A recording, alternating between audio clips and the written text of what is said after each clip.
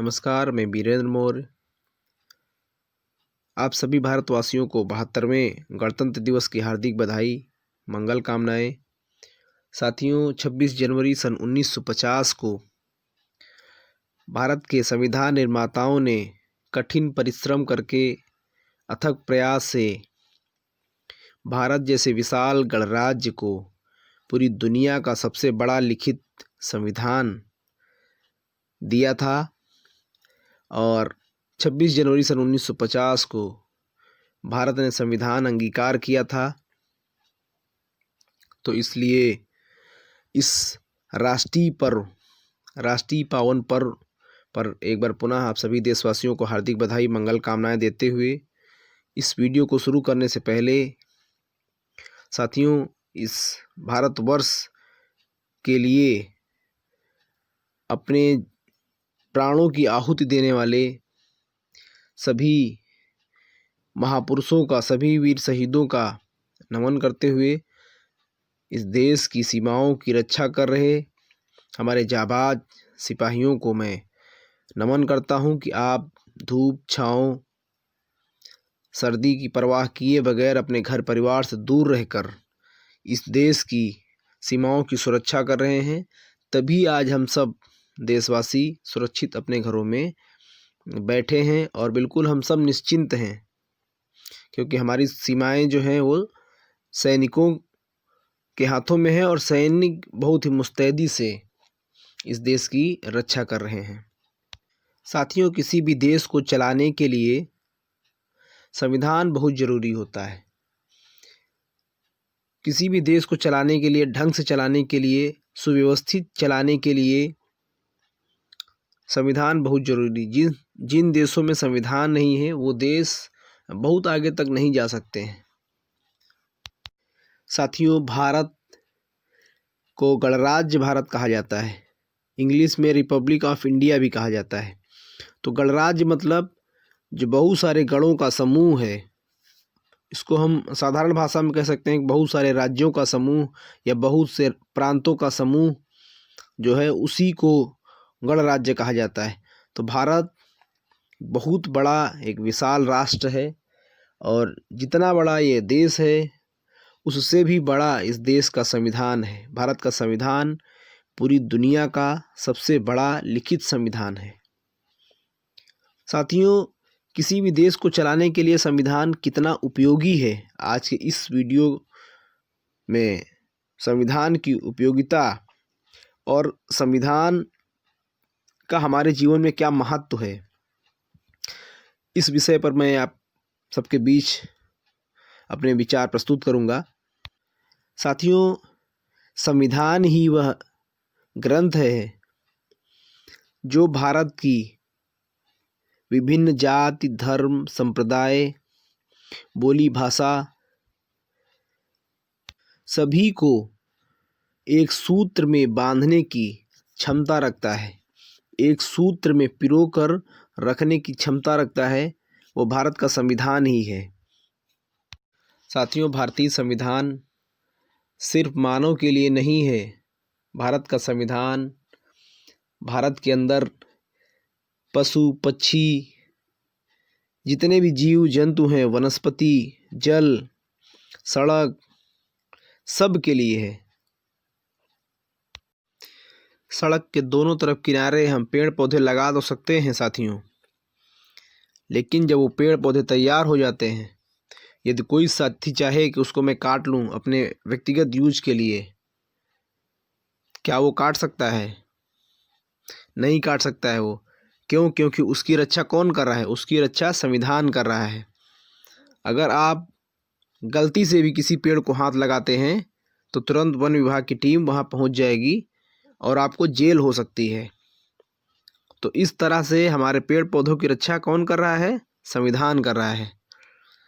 आप किसी गांव के बाहर चले जाइए, किसी नदी, किसी तालाब को यदि कोई व्यक्ति नष्ट कर रहा है, उसकी रक्षा कौन कर रहा है? उसकी रक्षा भी हमारा संविधान कर रहा है, इस देश का संविधान कर रहा है।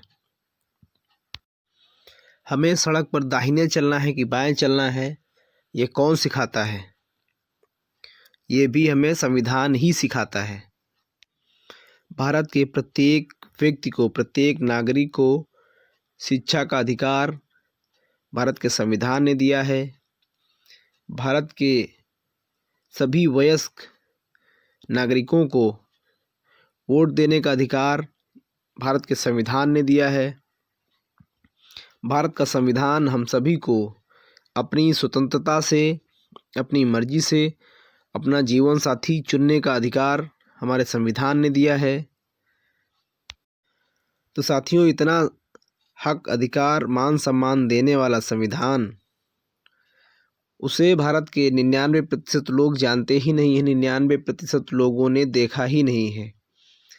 जब आप संविधान को देखेंगे ही नहीं, संविधान के बारे में जानेंगे ही नहीं, आपको आपके मौलिक कर्तव्यों के बारे में जानकारी ही नहीं होगी, तब क्या होगा? आप कितना भी धार्मिक बन जाइए, भाई आप धार्मिक बने रहिए, लेकिन मंदिर और मस्जिद में जब कोई तोड़फोड़ होती है तो मामला कहाँ जाता है? मामला तो न्यायालय जाता है। और वहाँ फैसला किसके आधार पर होता है? संविधान ही होता है। संविधान के आधार पर ही फैसला सुनाया जाता है। तो आप कितना भी धार्मिक बने रहिए, लेकिन भारत में संविधान से ऊपर कुछ भी नहीं है। कोई भी व्यक्ति नहीं है, कोई भी धर्म नहीं है। भारत में जो कुछ भी है वो भारत का संविधान है। यदि भारत में आज हम सबको बोलने का अधिकार मिला है, शिक्षा का अधिकार मिला है, नौकरी करने का अधिकार मिला है, तो वो सिर्फ और सिर्फ संविधान की वजह से मिला है। तो हम सबको संविधान को पढ़ना चाहिए, संविधान को समझना चाहिए, संविधान के बारे में जानना चाहिए। जब तक हम नहीं जानेंगे तब तक लोग हमारा शोषण करते रहेंगे। और साथियों, जो लोग आपका शोषण करना चाहते हैं, वही लोग इस देश में भारत के संविधान को नष्ट करने का प्रयास भी कर रहे हैं। अभी घटना 1-1.5 साल पहले की है। भारत की राजधानी दिल्ली में भारत के संविधान को जलाया गया था। तो भारत के संविधान को जलाने वाले लोग कोई और नहीं हैं। भारत के संविधान को जलाने वाले लोग भारत के लोग ही हैं।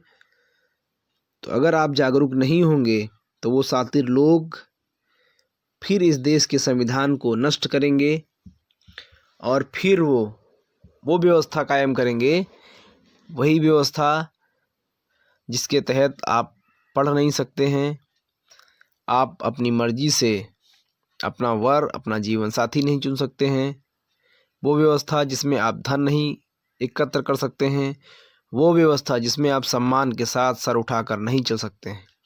उस व्यवस्था को लागू करने वाले लोग आज भी इस देश के संविधान को नष्ट करने का काम कर रहे हैं। और वो नष्ट इसलिए कर रहे हैं क्योंकि आप जागरूक नहीं हैं।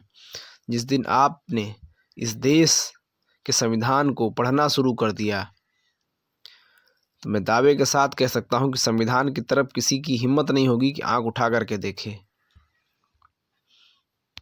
और साथियों, कुछ लोगों को भ्रम है कि भारत का संविधान दुनिया के कई देशों से लेकर के बनाया गया, लेकिन उन साथियों को मैं बता देना चाहता हूं कि पूरी दुनिया में अगर सबसे पहले कहीं लिखित संविधान था तो आप भारत में 2300 वर्ष पुराना इतिहास खंगाल कर देखिए।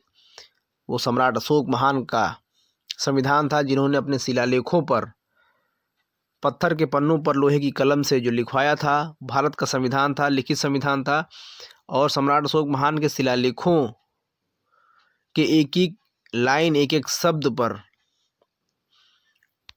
शोध कर रहे लोगों ने अपने देश के संविधान में जगह दिया, स्थान दिया। और भारत के लोग सम्राट अशोक के रास्ते, बताए हुए मार्ग पर नहीं चले, लेकिन दुनिया के और देश सम्राट अशोक के शिलालेख की एक एक बात को अपने संविधान में जगह दिए। और फिर भारत उन्हीं देशों से उन्हीं बातों को लेकर के वापस आया। तो आज आपके पास जो कुछ भी है वो कुछ और नहीं है, वो सब भारत का जो वर्तमान संविधान है वो सम्राट अशोक महान के शिलालेखों का दस्तावेज है। और साथियों, आपको सामने स्क्रीन पे ये जो परेड की तस्वीर दिखाई दे रही है, तिरंगा लिए हुए बाइक पे जो सैनिक हमारे सड़क पर अपना कर्तव्य दिखा रहे हैं, ये व्यवस्था लगभग 2300 वर्षों पहले की भी है। 2300 वर्षों पहले भी इसी तरह राजा के समक्ष, जैसे अब राष्ट्रपति के समक्ष तीनों सेनाओं के प्रमुख अपनी सेनाओं का कर्तव्य दिखाते हैं, उसी प्रकार उस समय भी राजा के समक्ष सेनाएं अपना कर्तव्य दिखाती थी। तो ये जो धम्म विजय दिवस था, जो सम्राट अशोक महान के समय जिसको विजयदशमी कहा जाता है, उसी दिन सैन्य निरीक्षण, राजा जो है अपनी सेनाओं का सैन्य निरीक्षण किया करते थे। और उसी सैन्य निरीक्षण के दौरान ही सम्राट बृहद्रथ की हत्या हुई थी। सबको याद होगा, आप सबको इतिहास के पन्ने आप लोग पलटेंगे तो आप सबको ये जानकारी मिलेगी। तो साथियों, आप लोगों ने वीडियो को ध्यान से सुना, इसके लिए बहुत बहुत साधुवाद, धन्यवाद। आप सबसे एक बार पुनः रिक्वेस्ट है कि आप सभी भारतीय संविधान को पढ़ें। बहुत बहुत साधुवाद। जय भारत, जय संविधान।